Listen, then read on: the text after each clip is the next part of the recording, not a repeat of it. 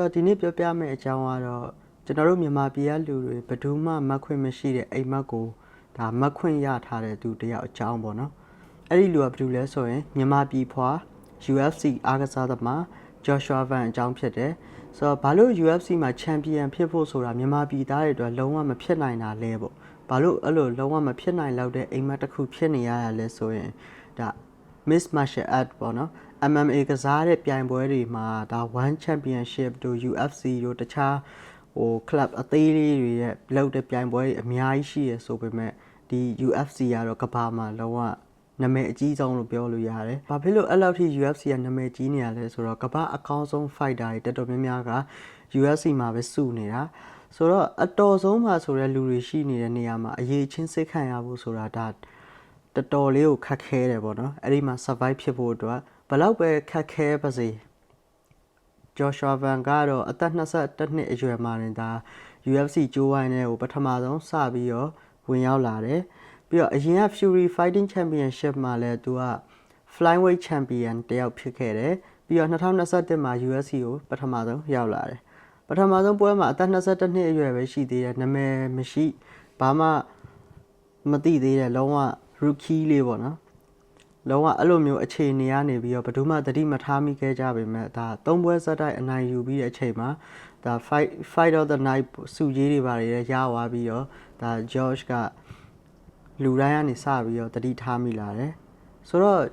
Joshua Van ကဘာဖြစ်လို့ UFC မှာအရန်ကောင်းနေရတာလဲပေါ့ဆိုတော့သူ့ရဲ့ fighting style skill ရောဘယ်လိုမျိုးလဲဆိုတော့သူ့ရဲ့ nickname ဖြစ်တဲ့ The Fearless ဆိုတဲ့အတိုင်းပဲသူကြောက်ရွံ့ခြင်းလုံးဝမရှိတဲ့အပြင်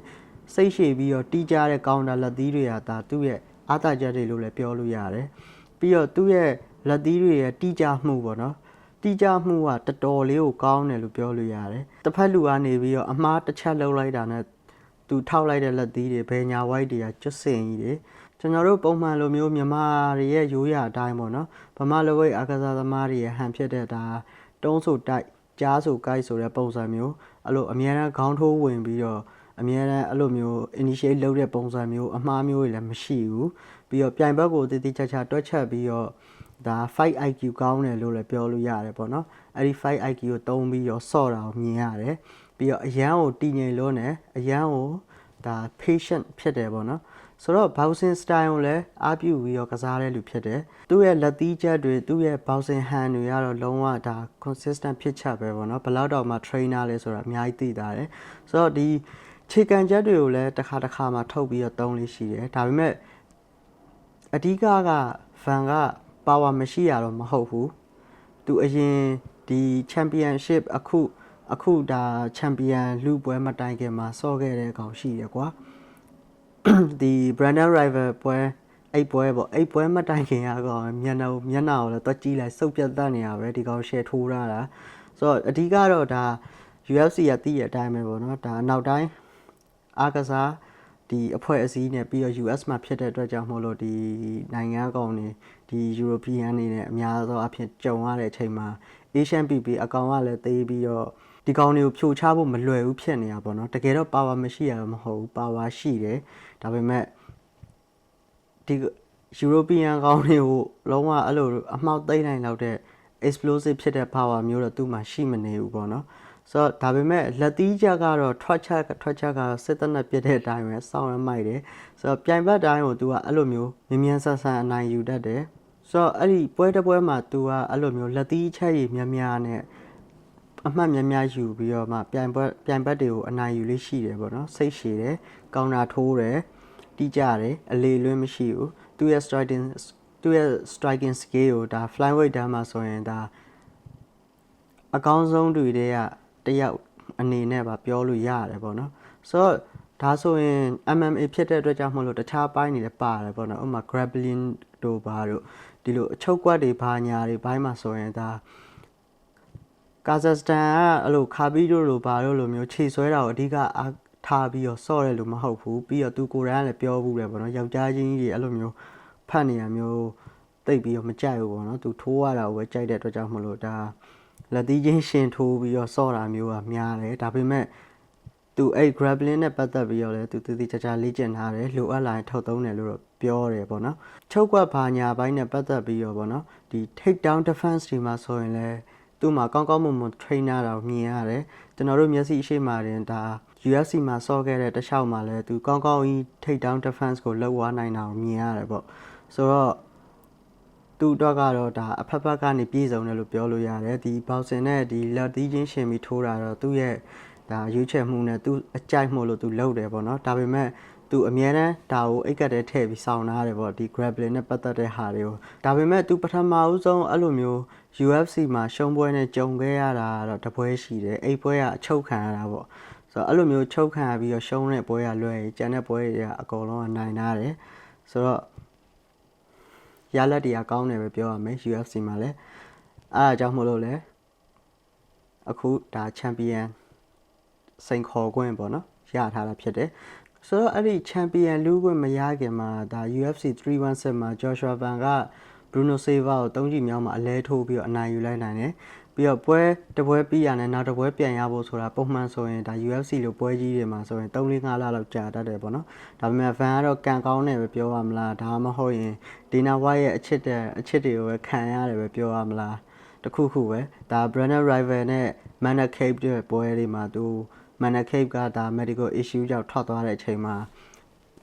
Joshua Van ကိုကောက်ပြီးတော့ဆော့မလားဆိုပြီးကန်လှမ်းနေထိုက်တယ်ပေါ့နော်ဆိုတော့သူကလည်း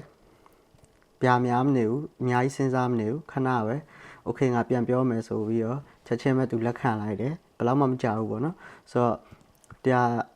အဲ့ဒီပွဲလက်ခံပြီးတော့လက်ခံလိုက်တဲ့အချိန်နဲ့တကယ်ပွဲစမဲ့အချိန်ကဂျားထဲမှာ21ရက်ပဲရှိတယ်ပေါ့နော်ဆိုတော့ပြင်ဆင်ချိန်တိတ်မရဘူးလူတိုင်းကတိတ်မမျှော်လင့်တာဘူးတော်တော်များများရှုံးရင်တော့မှတန်တယ်ဆိုပြီးတော့ဒါသတ်မှတ်ထားခဲ့တဲ့ပွဲပေါ့နော်အားလုံးသိတဲ့အတိုင်းပဲဒီပွဲမှာသူက Brandon Rival ကို fly ဖုံတိုင်းနဲ့ကြိတ်ပြီးတော့အမှန်နဲ့နိုင်သွားတယ်အဲ့မှာအဲ့ပွဲပြီးရနဲ့နောက်တစ်ပွဲတော့ပေါ့နော် champion ကပတ်လူပွဲကိုတခါတည်းရောက်လာတယ်အဲ့ပွဲကတကယ်တော်တော်ကြီးလို့ကောင်းတဲ့ပွဲပြီးတော့အဲ့ပွဲကိုနိုင်ခဲ့တဲ့အပြင်ဒါ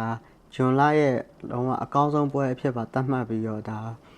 စုချင်းငွေလည်းထပ်ပြီးတော့ရခဲ့သေးတယ်ပေါ့နော်တကယ်လဲသူချကိုချ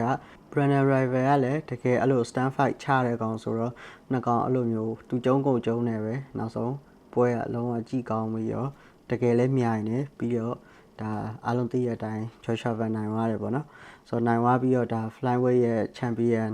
ဖြစ်တဲ့ဖန်တိုကြောင့်စိန်ခေါ်ခွင့်ကိုလည်းရသွားခဲ့တယ်ဆိုတော့အခုကပွဲစားကိုတိတ်မလို့တော့ဘူး9ရက်နေ့ဆိုရင်ဒါ championship ပွဲစပြီပေါ့နော်ဆိုတော့ Joshua Van ကအခုဒီမှာ UFC ဘာညာ